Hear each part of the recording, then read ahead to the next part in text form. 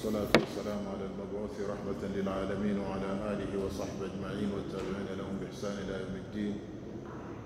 ربنا أرنا الحق حقا وارزقنا اتباعه وأرنا الباطل باطلا وارزقنا اجتنابه واجعلنا من الذين يستمعون القول فاتبعون أحسنه. اللهم انفعنا بما علمتنا وعلمنا ما ينفعنا وزدنا علما ولا تجعل علمنا حجة يوم يقوم الحساب.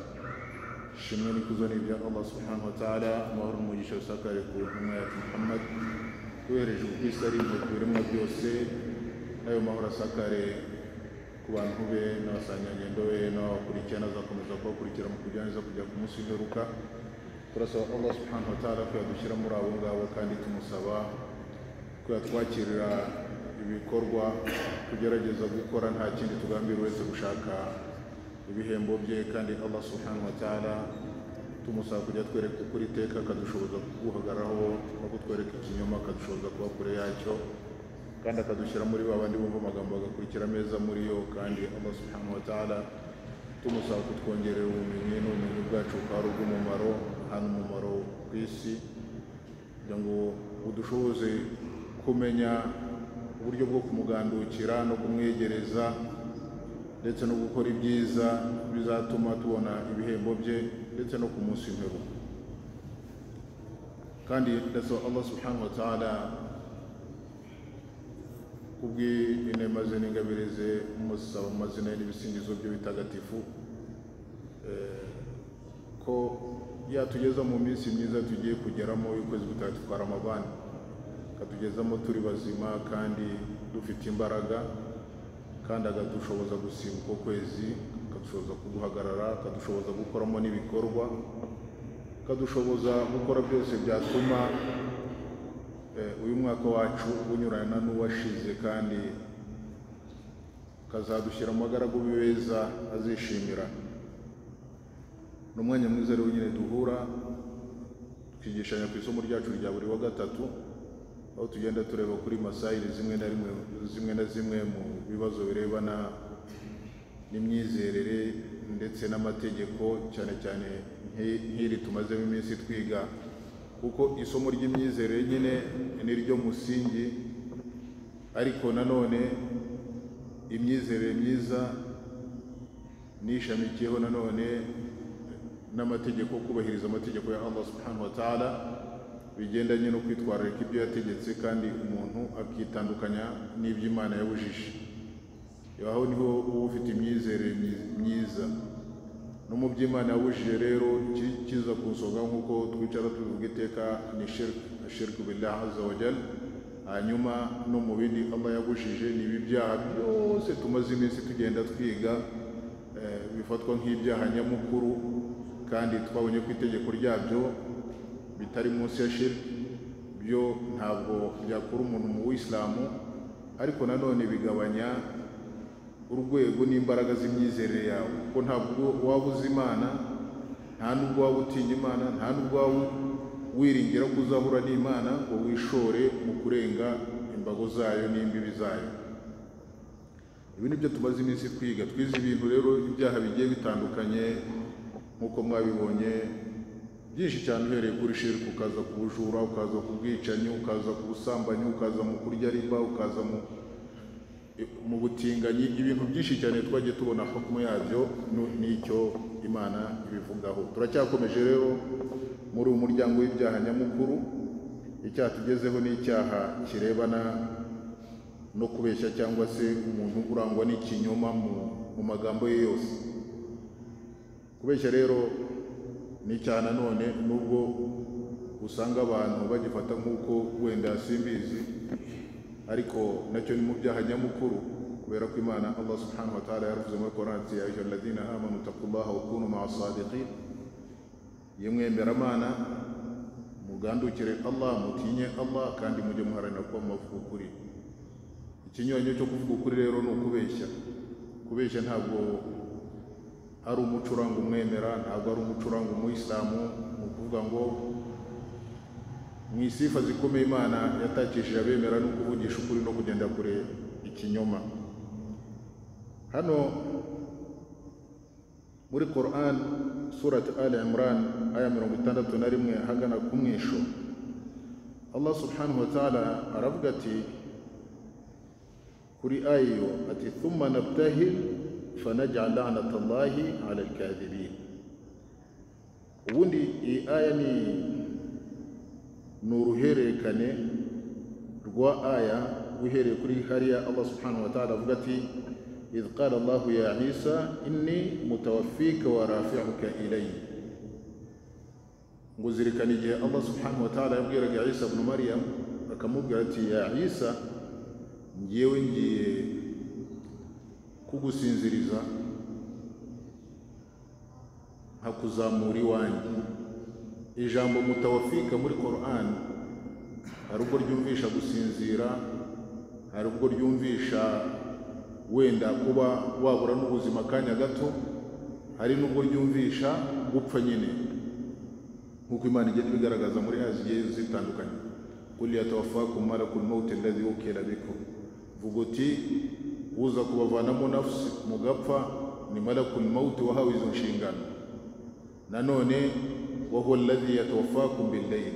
Allah subhanahu wa ta'ala niwe hano uvuze siyaq ya aya kumeze uvuga ngo Allah subhanahu wa ta'ala niwe ubambura ubuzima mwijoro, ariko buryo twamburamo ubuzima ntabwo ari ukutwamburamo ubuzima ku buryo dupfa umuntu agapfa akagenda turasinzira ukamera nk'uwapfuye. Nibyo Imana ivuga iti huwa alladhi yatawaffakum wa huwa alladhi yatawaffakum, ntabwo wapfuye byo gupfa, ariko Imana ivuga uko ishatse n'igihe ishatse no mu buryo ishaka. Gusinzira si ugupfa. N'aha ngaha rero nibyo Imana yavugaga kuri Isa iti ndakuzamura iwanjye uri muzima, kubera ko Isa ntabwo yapfuye, Imana yamuzamuye iwayo, igihe cye kizagera namara kugaruka ku isi nanone azapfa. Nanone iyi aya ikurikiranye nanone urumva nacyo ni ikindi kintu gikubiyemo imyizerere ibereye umuyisilamu, cyane cyane ku ntumwa y'Imana ya Isa alayhi salam. Nanone Imana yakuye urujijo kuri ba bandi batazi neza ukuri no kwivugira ibyo washatse ku ntumwa y'Imana ya Isa, igaragaza Isa uwo ari we. Imana avuga iti inna mathala Isa inda Allahi kamathali Adama khalaqahu min turab thumma qala lahu kun fayakun. Ngo mu by'ukuri urugero rwa Isa imbere ya Allah subhanahu wa ta'ala ni nk'urugero rwa Adamu alayhi salam. Imana yamuremye mu gitaka, irangije iramubwira ngo w'umuntu humeka, Imana mushyiramo umwuka aba umuntu. Imana rero irema uko ishaka. Imana yaremye Adamu nta se nta nyina, irema Hawa aturutse ku mugabo. Kurema Isa rero imuvanye ku mubyeyi w'umugore ntabwo aricyo cyaba igitangaza cyane. Niyo mpamvu Imana yavuze iti urugero rwa Isa kuri Allah ni nk'urugero rwa Adamu alayhi salam. Innama amruhu idha arada shay'an yaqula lahu kun fayakun. Fasubhana alladhi biyadihi malakutu kulli shay. Ngo mu by'ukuri Allah iyo ashatse gukora ikintu utagatifu n'ubwe, we iyo ashatse gukora ikintu aravuga ati ba bikaba. Niyo nyiri ubutagatifu rero. Nanone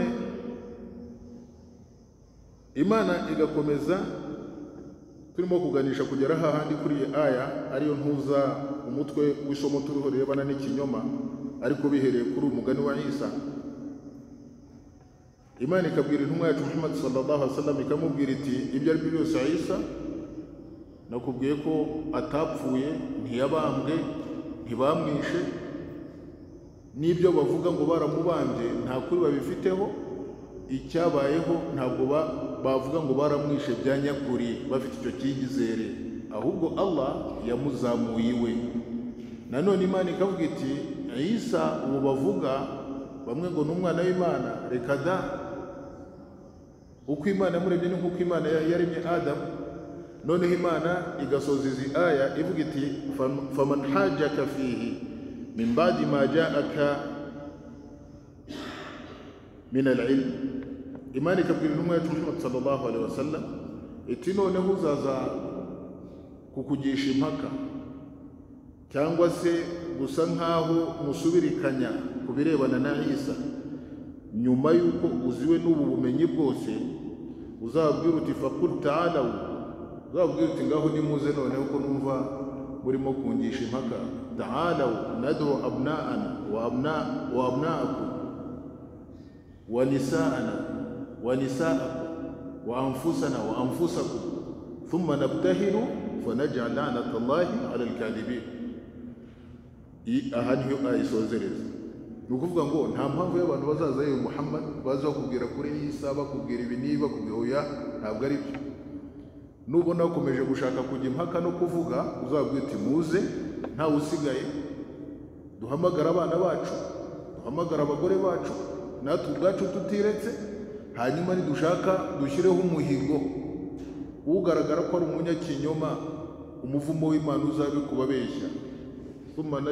thumma nabtahil fanaj'al la'natallahi 'ala al-kadhibin, abanyakinyoma. Ni ukuvuga ngo ikinyoma ni ikintu kibi cyane, niyo cyaba kiri mu bibazo birebana wenda nk'ahangani ku kibazo kirebana n'imyizerere, kuko byari biturutse ku mugani wa Isa, no muri masa no mu bindi bibazo byose, ubuzima rusange, ubucuruzi, imibanire, iki, ubuhamya. Ibinyoma ni ibinyoma. Nanone Allah subhanahu wa ta'ala muri Qur'an yaravuze ati qutila al-kharrasun, baravumwe abanyabinyoma, ni mal'uni, baravumwe.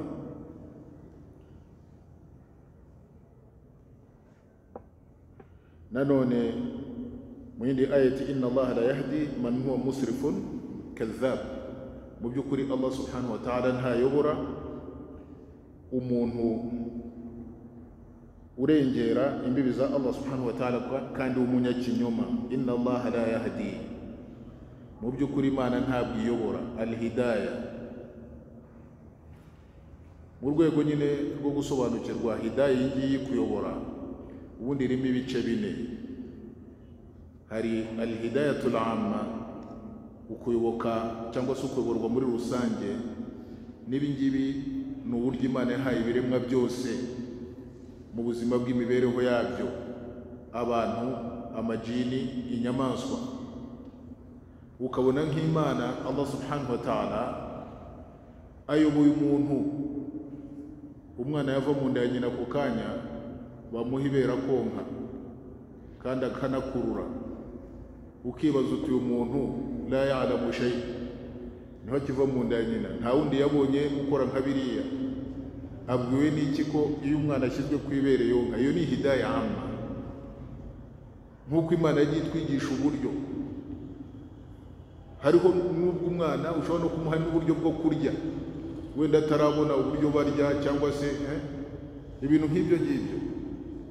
Ukabona nk'inyamaswa ntoya cyane, ifundi cyangwa se isandi, Imana yahaye kuyoboka no kuyobora, imenya ko zigomba gutura aho zitura, kandi uburyo bw'imyubakire yayo ari ukugenda buke buke, ukagenda buri munsi ikazana icyatsi kimwe ikagishyira ahantu, ikazana icyatsi kimwe ikagishyira ahantu.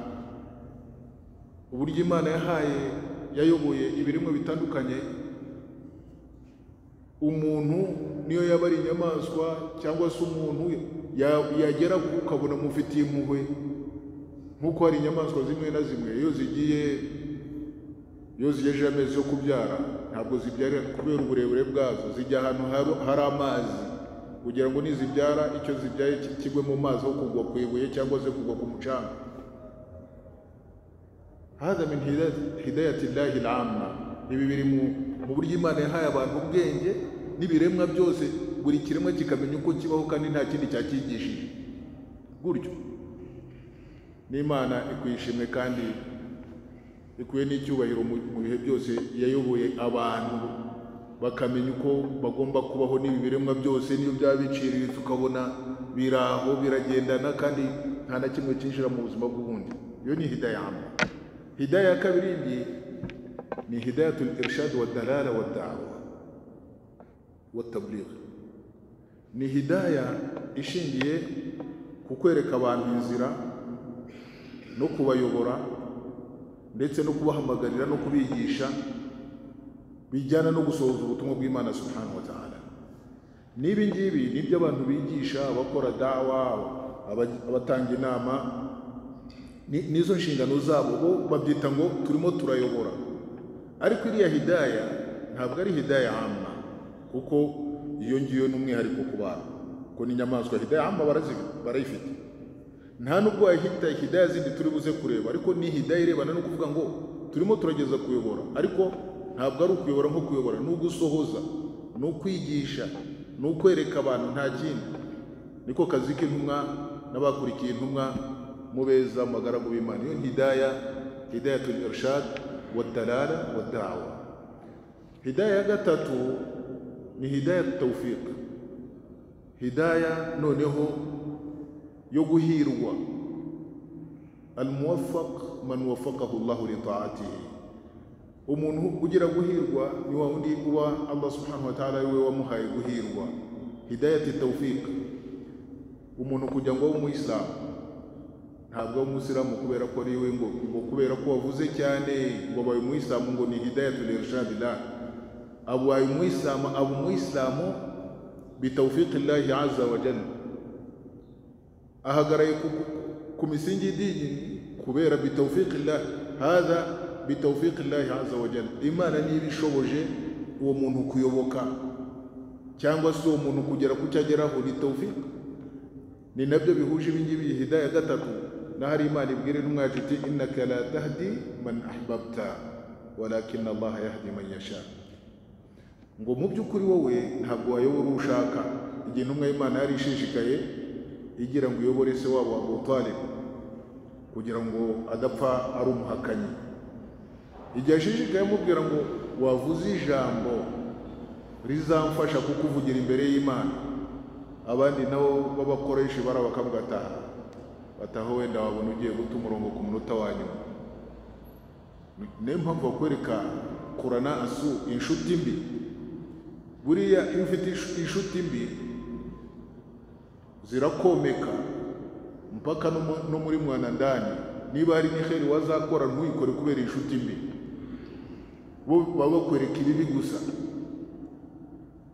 Intumwa y'Imana ikabwira se wabo Abu Talib ati mubyeyi wanjye vugira ijambo nzakuvugire imbere ya Allah subhanahu wa ta'ala. Abu Jahal nawe akamugatereka uwo mwana mwihorera, we twarakwihoreye nawe turamwihorera, nta kindi hari icyo twamutwaye. Fi akhir al-mataf apfa aravuga ngo ala millati Abdul Muttalib, yanga kuvuga ngo la ilaha illa Allah. Yaragezo gikomeye, yabuze rero hidayat tawfiq. Intumwa y'Imana irababara, ishaka no kuvuga ngo izamusabira. Hanyuma Imana iramubwira iti innaka la tahdi man ahbabta. Iyi ni hidayat tawfiq, ntabwo ari hidayat dalala wal irshad cyangwa se hidaya amma. Hanyuma rero hidaya ya nyuma y'ubwoko bwa kane, hidaya ila tariq, amma ila aljanna aw ila an-nar. Abantu kuzayoborwa, buri muntu akamenya icyicaro cye, akanagikorera kandi akazanakimenya, mu ijuru cyangwa se mu muriro. Iyo niyo hidaya ya nyuma. Byose biturutse kuri iyi aya, inna Allah la yahdi man huwa musrifun kadhab. Mu by'ukuri Allah subhanahu wa ta'ala ntayobora umuntu urengera imbibi, vogera imbibi, kandi akaba ari n'umubeshyi wo mu rwego rwo hejuru.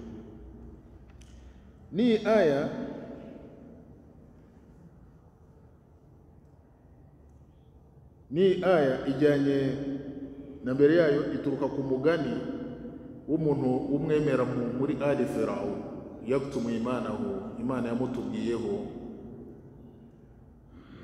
Qala rajulun min mu'minin ali Firaun yaktumu imanahu ataqtuluna rajulan an yaqula rabbi Allah wa qad ja'akum bil bayyinati min rabbikum. Ngo umwemeramana uwo mu bantu ba Firaun wahistashagiye imani ye, ukwemera kwe ku gihe cya Musa alayhi salam, yumvishe batangiye gucurira Nabi Musa imigambi yo kumwica, yaragiye atigaragaza nk'umwemera kandi ari umwemera, ahubwo ati ubu koko murashaka kwica umuntu urimo kuvuga ngo nyagasani wanjye ni Allah, ataqtuluna rajulan yaqula rabbi Allah. Ubu murashaka kwica umuntu gusa nta kindi mumujije ngo kubera ko avuze ngo nyagasani wanjye ni Allah. Wa qad ja'akum al-bayyinati min rabbikum, kandi yarabazaniye n'ubuyoboke na gihamya ziturutse kwa nyagasani we.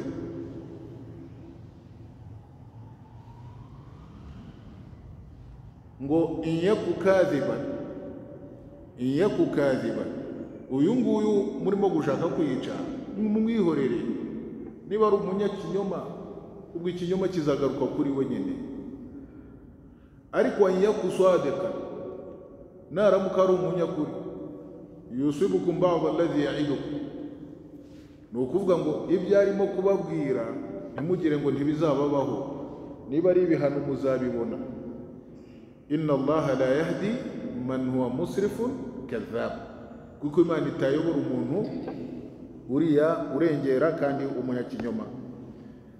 Ibi rero byose ni bikwereka ko ikinyoma kigayitse. Allah subhanahu wa ta'ala muri izi ayati zose mu rutonde rurerure arimo arazigaragaza nk'ikintu kigayitse.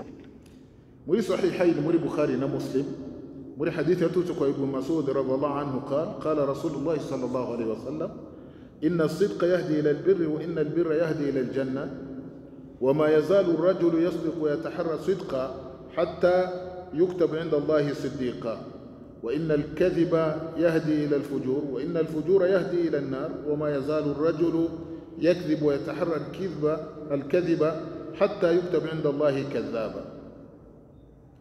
Muri hadith intumwa y'Imana Muhammad sallallahu alaihi wasallam yaravuze iti mu by'ukuri kuvugisha ukuri biganisha nyirabyo mu byiza, kandi ibyiza biganisha nyirabyo mu ijuru. N'umuntu nta gihe azarangwa iteka no kuvuga ukuri uretse ko bizageraho Allah subhanahu wa ta'ala akamwandika mu banyakuri. Kandi ikinyoma kiganisha nyiracyo mu bibi, kandi ibibi biganisha nyirabyo mu muriro. N'umuntu ntazagira umuco wo kubeshya, akarangwa no kubeshya mu buzima bwe bwa buri munsi no kuvuga ibinyoma, uretse ko bizagezaho Allah subhanahu wa ta'ala akamwandika mu banyabinyoma. Ni ukuvuga ngo asidq ni umuco mwiza, ni ikintu cyiza Imana ishishikariza abantu kurangwa nacyo, ukuri. Hanyuma ikinyoma ni ikintu kibi Allah subhanahu wa ta'ala yabujije abantu, n'intumwa y'Imana yagaragaje ububi bwabyo. Nanone muri sahihayn muri Bukhari na Muslim, intumwa y'Imana Muhammad sallallahu alaihi wasallam yaravuze iti ayatul munafiqi thalath wa in salla wa sama wa za'ama annahu muslim, ngo ibiranga indyarya ni bitatu, kabone nubwo yasari agafunga akanavuga ko ari umuyisilamu. Idha haddatha kadhaba, ngo iyo aganiriye cyangwa se avuze arabeshya, ibyo biranga umunafiki, indyarya. Wa idha wa'ada akhlafa, kandi yatanga isezerano ntabwo aryuzuza. Wa idha utumina khana, kandi iyo yizeye warahemuka. Uyu ni indyarya. Ashahid ko turi kuri iki ngiki cyo kubeshya ko ari na kimwe mu bintu biranga umunafiki. Ariko mbibutse, turimo kwiga imiryango ya shirki, twigamo na nifaq, ngira ngo twigamo n'ibindi. Twabonye ko hari igihe ibyaha runaka byitwa ko ari ubunafiki cyangwa se bikitwa ko ari shirki, ariko mu by'ukuri bitagukura mu Islam. Ingero murazizi ngira ngo. Nibi ngibi rero byo kuvuga ngo iyo umuntu aganira yarabeshya, icya mbere nta nubwo byagukura mu Islam. N'ubundi nta nubwo ari icyaha nyamukuru, iki ni icyaha nyamukuru, kandi ibyaha nyamukuru bitari shirki nta nubwo byakura umuntu mu Islam. Icyo ngicyo twarakibonye. Ariko iyi kufuru ubukafiri twabonye ko bugabanyijemo ibice bibiri. Hari kufuru nkuru na kufuru ntoya. Ubukafiri bunini ni bwa bundi bushingiye ku myizerere igaragarira mu mvugo zawe no mu bikorwa byawe. Yewe bishobora no kuba biri mu mutima wawe nubwo nta muntu ubireba, ariko birashoboka. Buryo umuntu abaye mukafiri ku mutima, niyo yavuga ngo ni umusiramu kuri ururimi, ubwo busiramu ntabwo bwemewe, kuko Imana ireba ubukafiri, ushobora kuba umukafiri ku mutima wawe cyangwa se ku rurimi rwawe cyangwa se no mu bikorwa byawe. Ibyo byose birashoboka. Hano rero iyi nifaq ivugwa hano, ntabwo ari nifaq yo mu rwego rwo hejuru. Hari nifaqul i'tiqadi wa nifaqul amali. Nifaq ishingiye ku myizerere na nifaq ishingiye ubunafiki bushingiye ku bintu by'ibikorwa mu magambo nka gurya. Ibi ntabwo byagukura mu Islamu, kandi ubundi ni icyaha nyamukuru twarabibonye kitari shirki, ntabwo cyagukura mu Islamu. Ibi ngibi nacyo tukivuye, kuko iteka ryose twagiye tubona ko abasilamu bamwe bakurana mu Islamu kubera ibyaha nk'ibi ngibi nk'uko twagiye tubibona. Wa mugani yagira gutya kubona nk'ikintu akakubwira turi umunafiki, kandi ntakubwira ko uri umunafiki wo mu rwego rwo hasi, agushyira muri babanafiki innal munafiqina fi ddarki al-asfali minan nar, muri babanafiki bazajya mu ndiba y'umuriro wa jahannam, kubera icyaha nyamukuru nk'iki ngiki ariko kitageze ku rwego rw'ubuhakanyi mu by'ukuri. Ariko murumva ko ikiranga umunafiki harimo no kubeshya. Nanone intumwa y'Imana Muhammad sallallahu alaihi wasallam yaravuze iti yutba'u al-mu'minu ala kulli shay'in laysat al-khiyana wal kadhib. Ibi ni ko intumwa y'Imana yabivuze.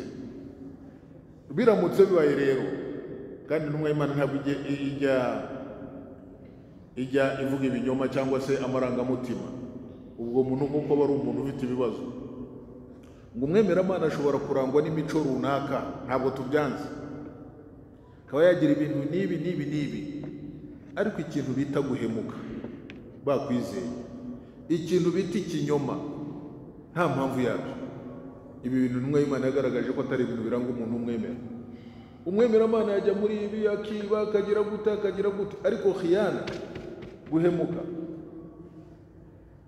cyangwa se kubeshya, ati ibi ngibi ntabwo ari ibintu bya umwemeramana yagwamo.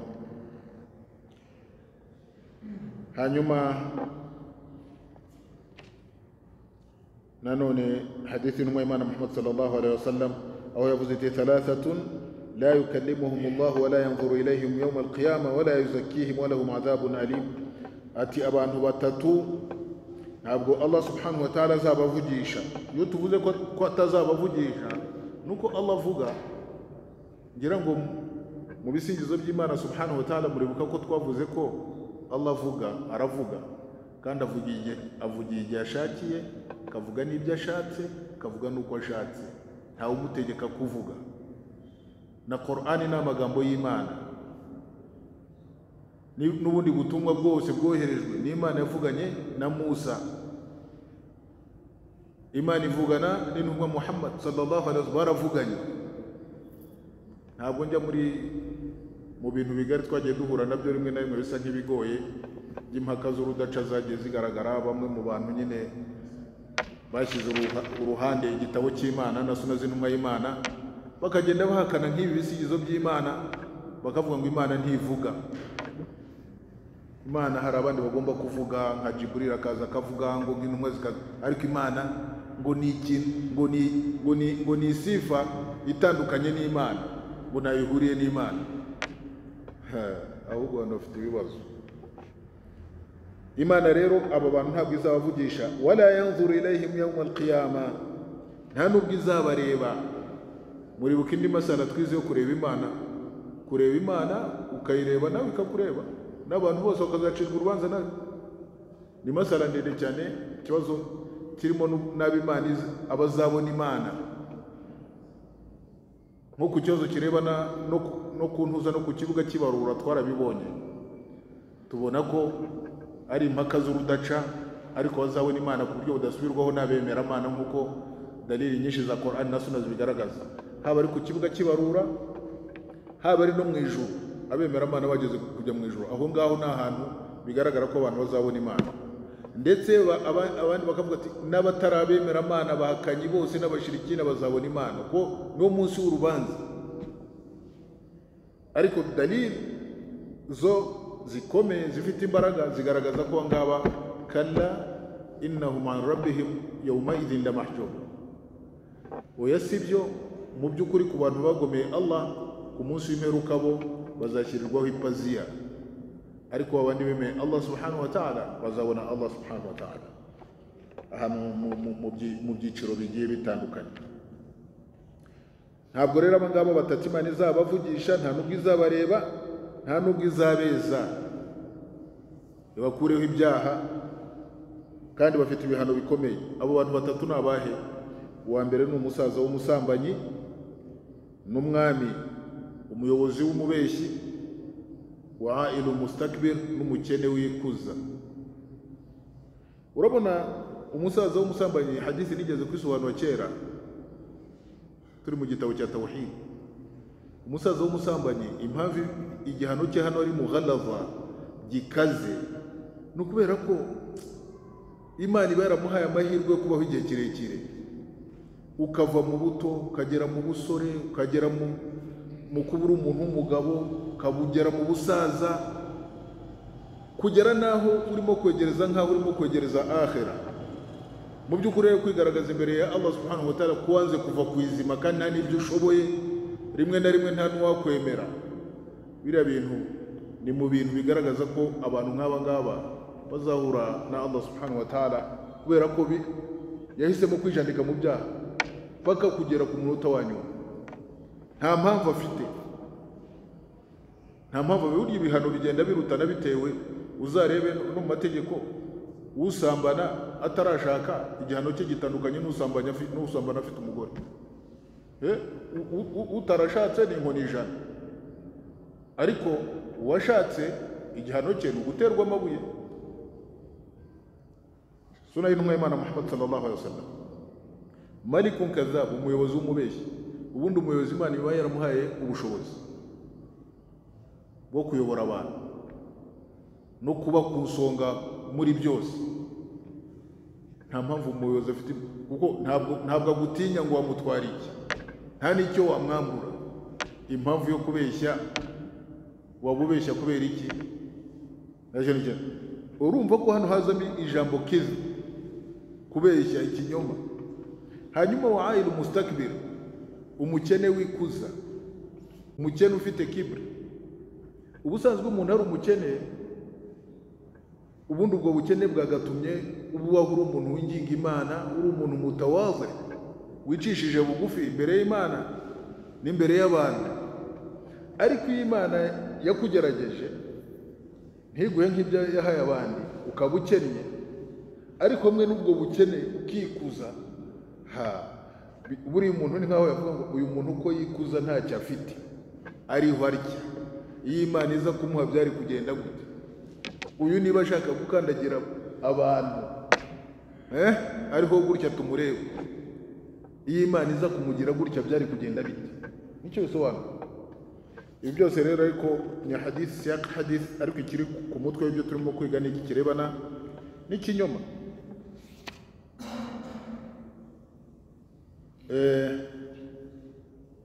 Twabonye no kurahira ko kurahira ku kindi kitari Allah ari icyaha, ni shirk. Ariko yaba na shirk ntabwo ari shirk gukura mu Islamu nyine, nkuko twabonye ko ni shirk ntoya.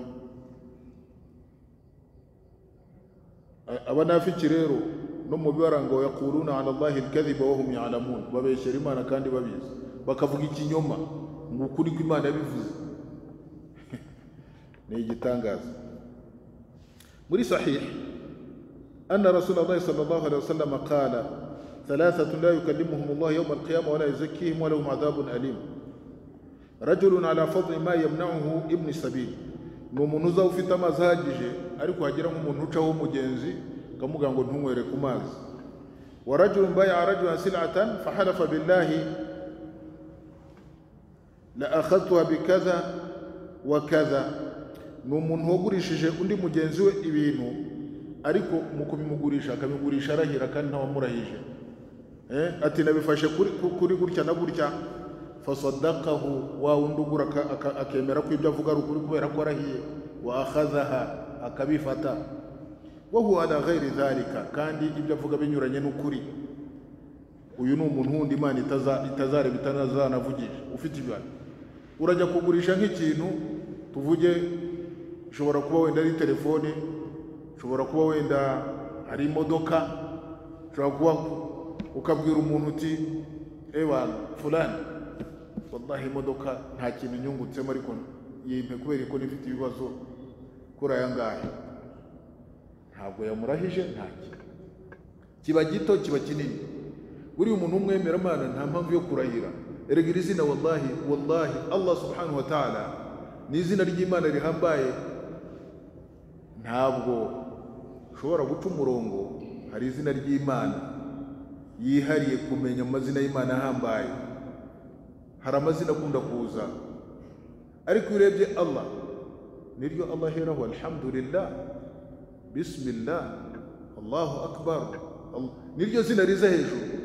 Ariko hariho n'andi mazina nka al-hayy al-qayyum, naryo ni mu mazina akomeye kubera ko ari amazina azungurukaho umwihariko wa Allah subhanahu wa ta'ala n'ibisingizo bye, kubera ko umwihariko we n'ibisingizo bye ikigenga ibintu byose burya n'ubuzima. Iyo umuntu ari muzima n'ibindi aba bifite, kandi arigize Allah subhanahu wa ta'ala. Ariko shahidi hano ni iki? Twebwe dushaka kuvuga ni iri zina rya Allah subhanahu wa ta'ala. Urajya kugurisha ukarahira, urajya kugura ukarahira, wallahi nta yandi nari ifite. Iyi ni imico itari abantu bagize amahirwe tukamenya Imana, tukamenya idini, tukagira dute. Nta mpamvu yo gukoresha iri zina mu bintu biciriritse cyane, ibintu byo kugura no kugurisha. Hari abandi babikoresha rero batyo, ntabwo ari byo. Hariho n'abandi rero bazagakorera bai'a imam, wa rajulu bai'a imaman la yubayi'uhu illa lid-dunya. Bakora bai'a ngo bana mukoreye bai'a ngo turi kumwe, ibintu byinshi kumbe ni maswali, ni inyungu gusa, ntabwo ari ukubera Imana. Icyo gihe intumwa y'Imana iravuga iti fa in a'tahu minha wafa lahu.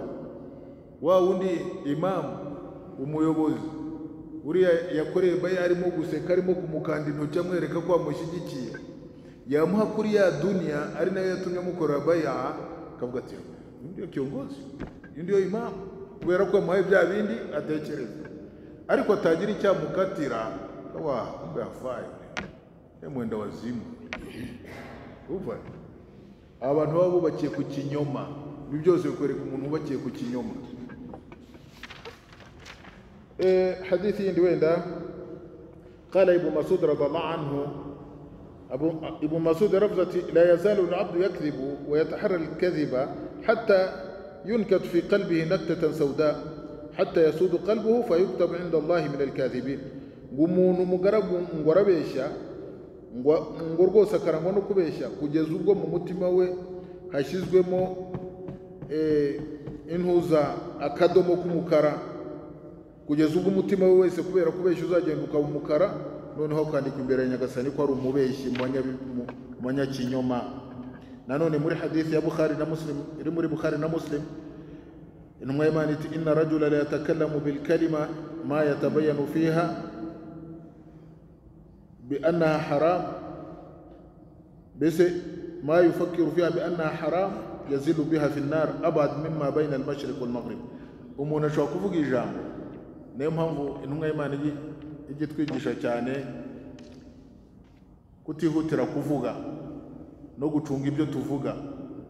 Wowe ushobora gufata ijambo wenda urimo urashyenga cyangwa se urimo urashimisha cyangwa se uri muri ibi, ariko iryo jambo ryawe rikaba impamvu yo kukurindimurira muri Jahannam, ahangana nk'ahantu hagati y'Iburasirazuba n'Iburengerazuba.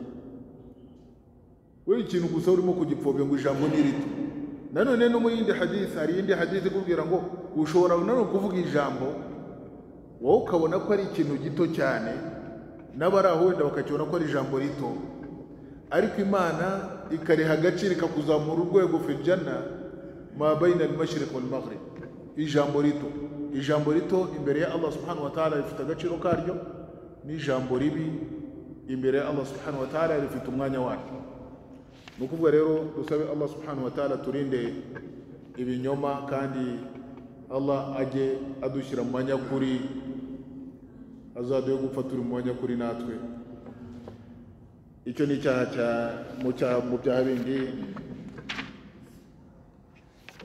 mu byaha bindi twabonye. Ikindi cyaha rero ni icyaha cya ruswa. Ruswa mujya muyumva ibyo byose. Ruswa ni icyaha mu byaha bihambaye, nacyo kabira min al-kabair, mu byaha bindi byose. Ubwo twavuze ntabwo gutanga ruswa cyangwa kurya ruswa ntabwo bigukura mu busilamu, kimwe n'ibindi byaha byose twabonye. Ariko uyifate ko ari mu byaha ndengakamere, mu byaha byoreka kurya ruswa, gutanga ruswa, ni mu byaha bikomeye mu idini y'Ubuislamu. Allah subhanahu wa ta'ala muri Qur'an aravuga ati wala taakulu amwalakum bainakum bil batili wa tudlu biha ila al hukam litakulu fariqan min amwali an-nas bil ithmi wa antum ta'lamun. Ngo muramenye ntimukarye imitungo yanyu hagati yanyu mu mahugu, ndetse kugira ngo ibegere impamvu yo kubegereza abakuru n'abayobozi, kugira ngo murye imitungo y'abantu mu binyoma n'ibyaha kandi mubizi. Ni ukuvuga ngo umuntu akaba yagenda agatanga icyo kintu kugira ngo avutse mugenzi we icyo agomba mu kuri.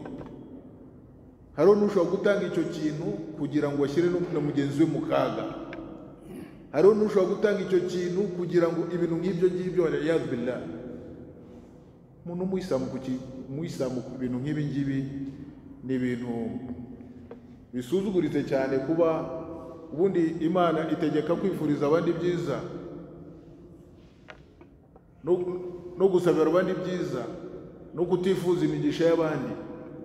Iyo bigeze rero naho ushobora, hariho n'ukubwira ati bana ihene yakayizitura, ntabwo ayizituye ngo atange minervari y'abana, ntabwo ayizituye ngo akore iki byibura agaburira abasilamu birira, arayizituye ayishyiriye umuntu kugira ngo uriya muntu akazi yashakaga azakabure, cyangwa se ari uzakabona kandi atagashoboye. Hadi karisa mu bintu byoretse, burya mu bintu byoreka abantu, ibintu bya ruswa byoreka abantu. Fadal.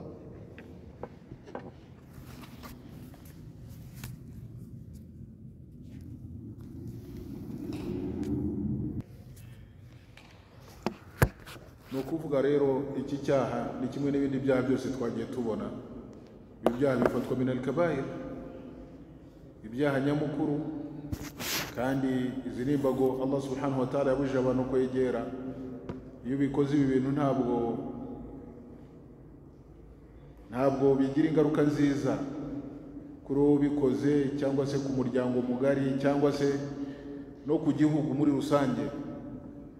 Ntabwo ushobora kugira uri umuryango mutoya kugira icyo mwageraho muri abantu mutunzwe gusa no kugera ku cyo mugeraho mubeshya, mukigura mu binyoma nk'ibyo ngibyo, ukagenda ugatakaza amafaranga yawe, ugatanga ruswa ngo umwana ajye kwiga kandi kwiga nta n'ibyo ashoboye, ugatanga ruswa ngo abone akazi kandi n'uwo akamuha atari bugashobore, ugatanga ruswa n'ibindi.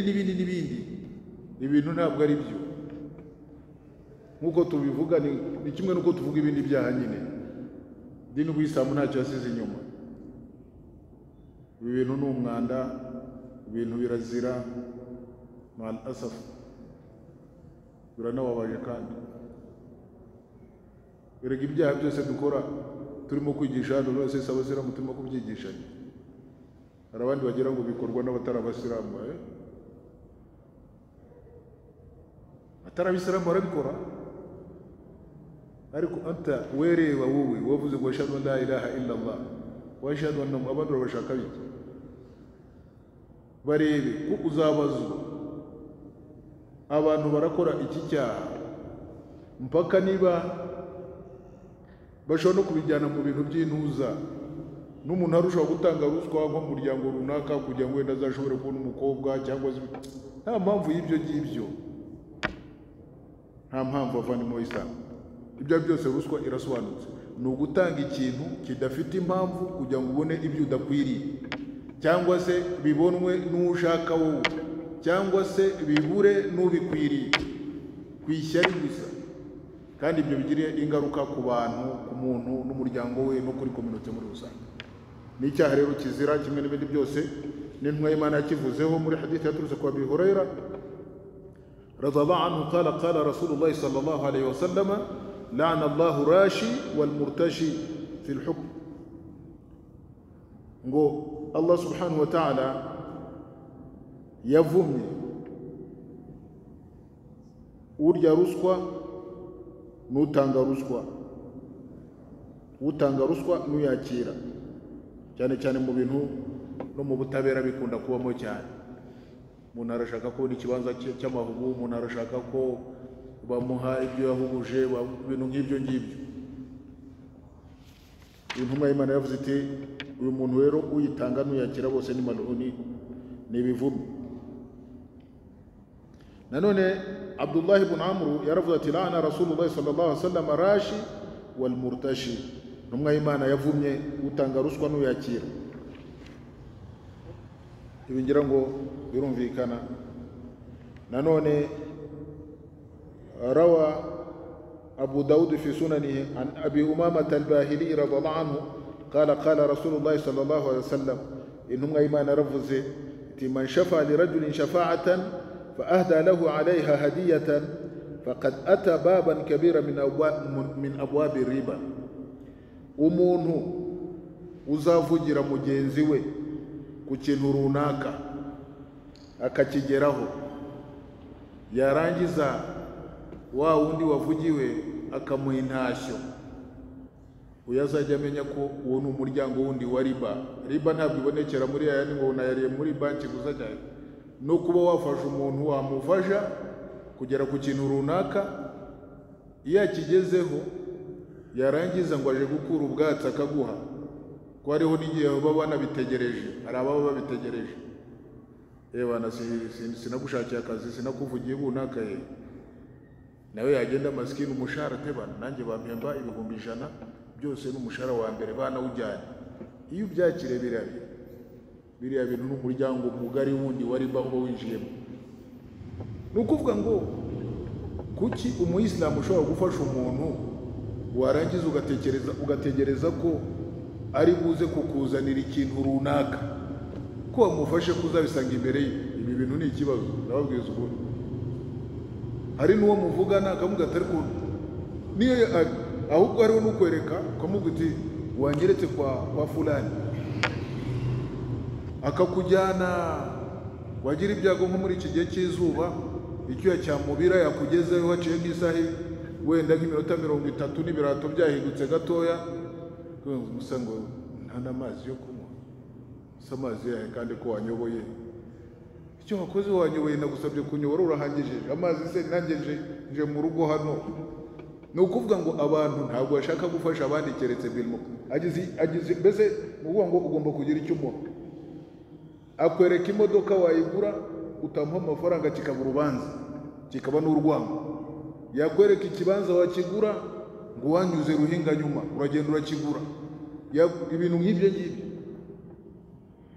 Allah ufite ikibazo gikomeye cyane.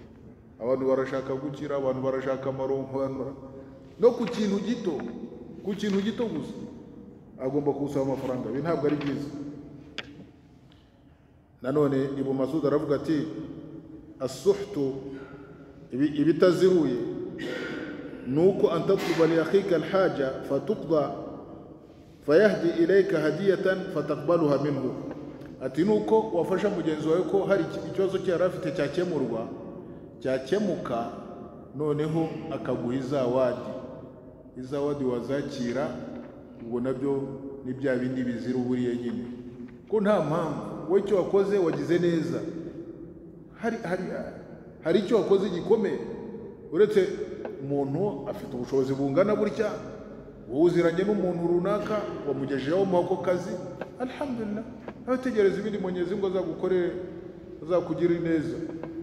Ariko abantu reka ntabwo tubikozwa, mani tubabarire kandi tuyobore. Ruswa rero ashahid byose bikubiye mu bintu birebana no gutanga ruswa cyangwa kwifuza ruswa cyangwa kwifuza ikintu mu buryo ubu n'ubu bitari mukuri. Ibyo ngibyo ntabwo ari ibiranga umwemeramana kandi biri mu by'Imana yabujije, ndetse n'umwe y'Imana mwumvisha imvugo zikomeye yavuze ku kibazo kirebana na ruswa, kuyirya cyangwa se kuyakira, cyangwa se no kubinyuza mu yandi mashusho.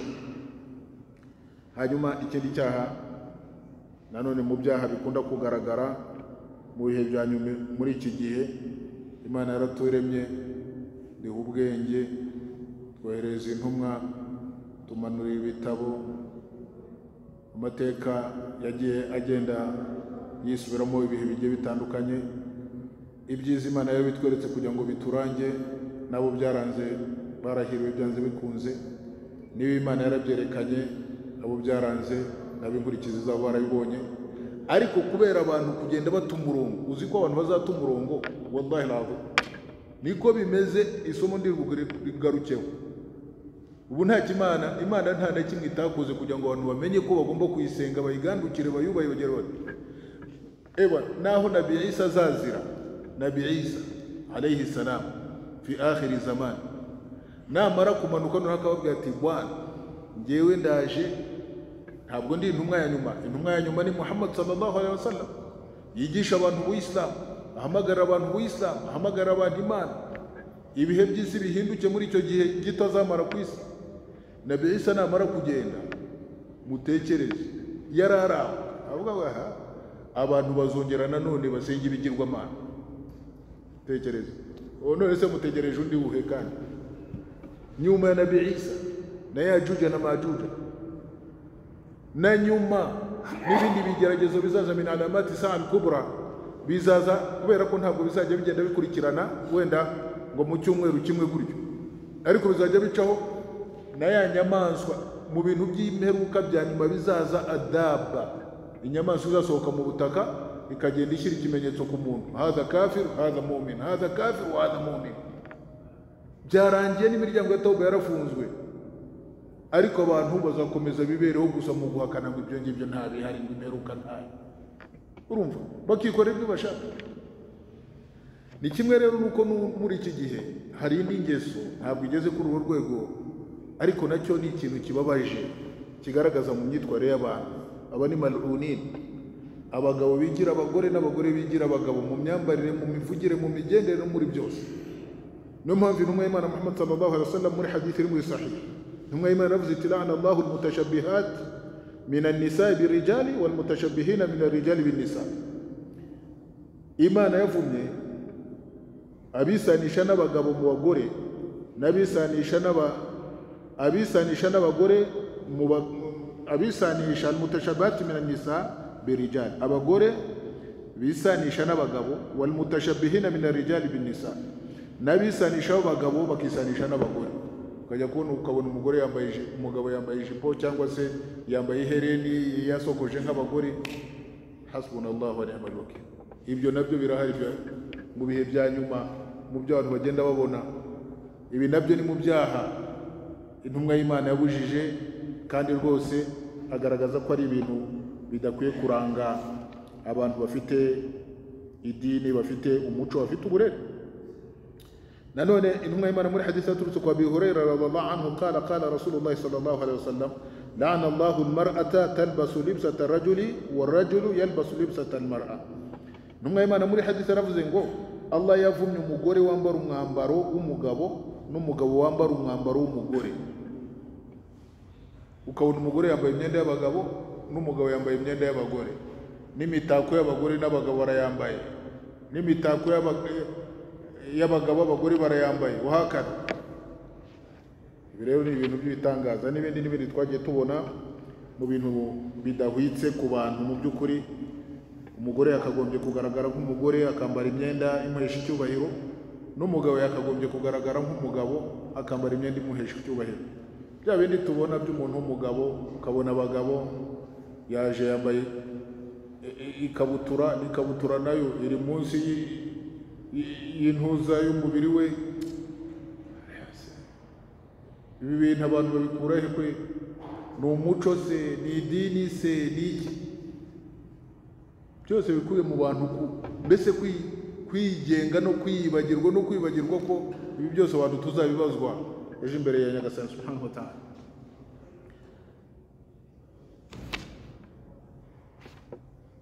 Hadithi rero nyinshi muri umuryango intumwa y'Imana muri hadith yaravuze iti ma taraktu ba'di fitnatan hiya adhar 'ala ar-rijali min an-nisa فنسأل الله أن يقينا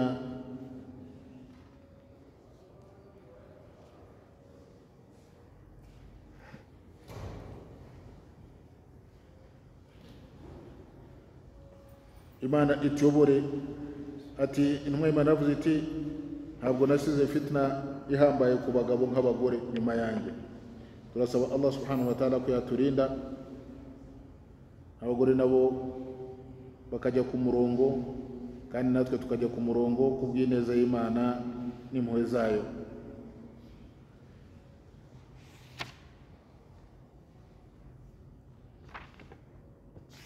Iyi niyo hadith rero.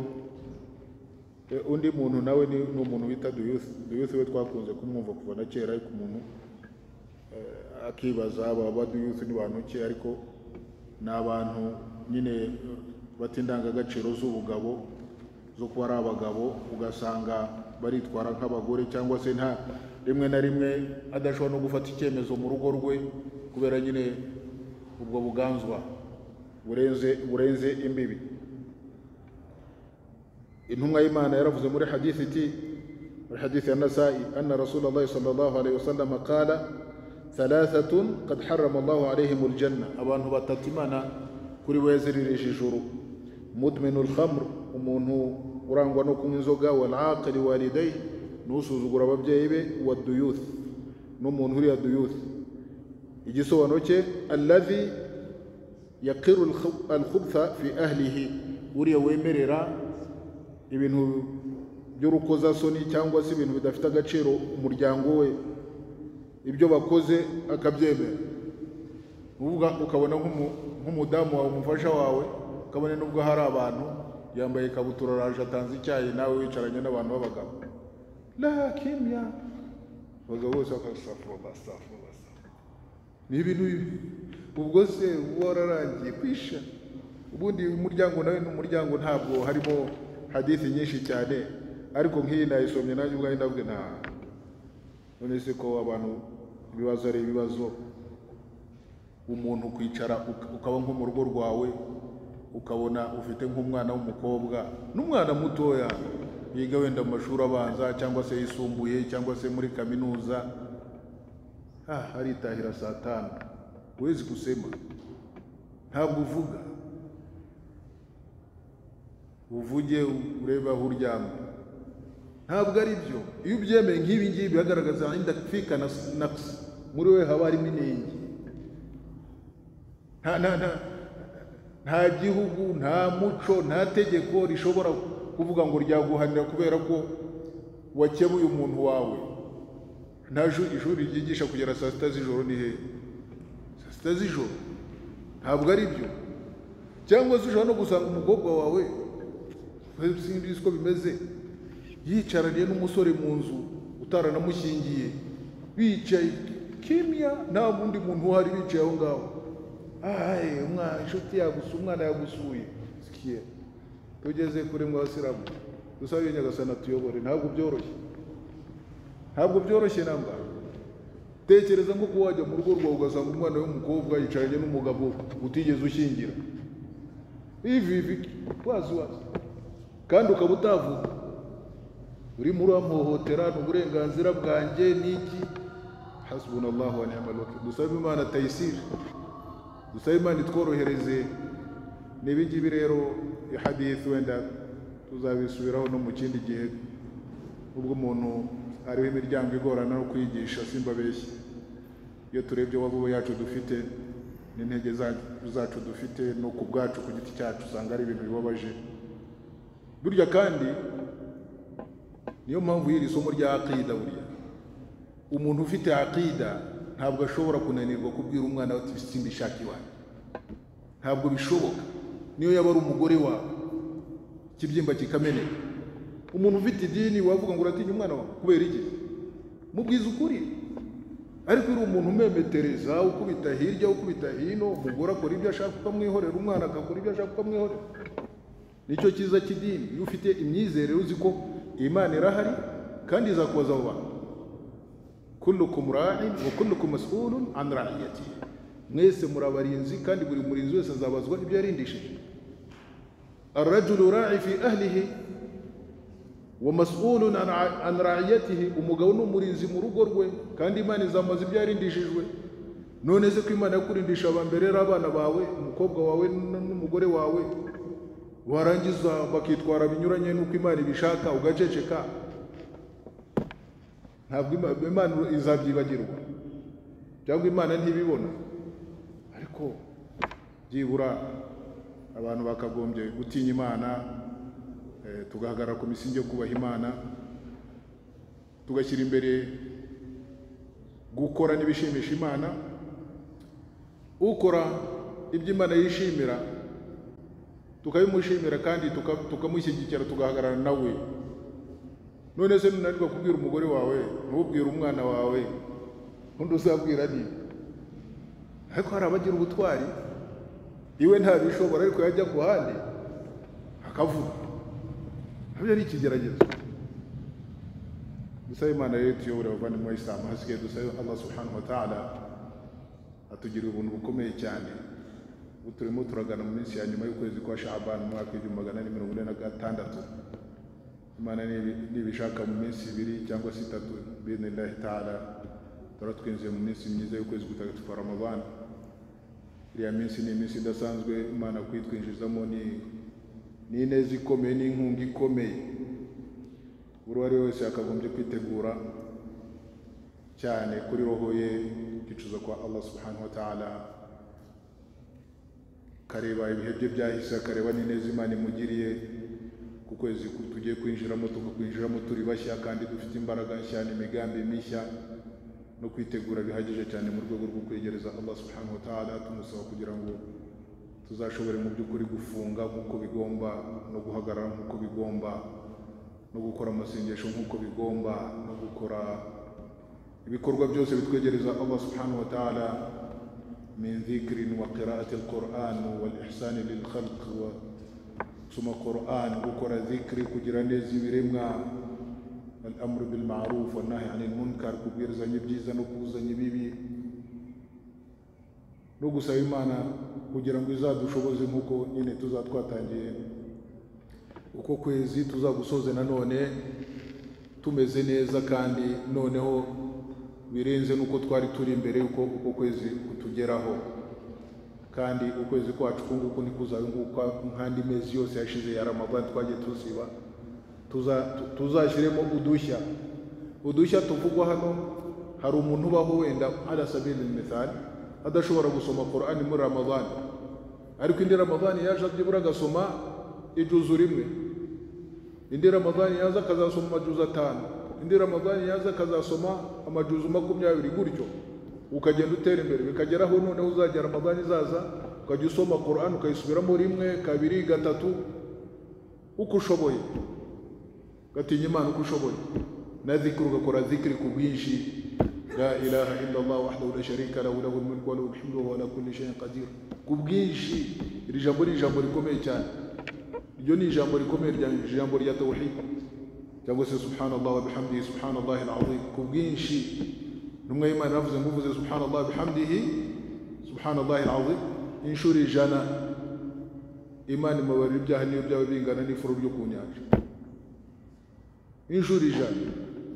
Reba rero bikoresha no mu kwezi kwa Ramadan, subhanallah walhamdulillah wa la ilaha illa Allah Allahu akbar. Ubwo ni uburyo bukomeye cyane. Numwe Imana yavuze ati la an aqula subhanallah walhamdulillah wa la ilaha illa Allah Allahu akbar ahabbu ilayya mimma tala'at alayhi ash-shams. Kuvuga ubwo buryo bwa dhikri subhanallah walhamdulillah wa la ilaha illa Allah wallahu akbar, ibyo ni byiza bikunditse wanjye kurusha ibyizuba ryarasheho. Ni ukuvuga ngo biruta izindi biriho kuvuga ayo magambo n'ibindi bikorwa byiza. Rero bavandimwe b'Isilamu, Imana rero ndayisaba rwose amazina yayo n'ibisizo byayo ko twese izatugira ubuntu tukinjira muri iyo minsi, kandi twese ikatubara ibyaha byacu kandi ikazadushobora gukora ibikorwa. Hanyuma kubera ko iri ni ryo somo ryacu rya nyuma mbere ya Ramadan, ariko ubwo Ramadan itangiye isomo ryacu riza nyuma ya Asr. Ubu Imana n'ibitugejeje tugatangira igisomo cya Ramadan, iyi juma ejo bundi ni ya nyuma muri Sha'ban. ijuma itaha tuzaba turi muri Ramadhan. Ubwo ni isomo ryacu ry'ubutaha tuzaba turi muri Ramadhan. Tuzajya duhura saa 9 ku bubasha bw'Imana ba'da salatul asr. Jazakumullahu khair.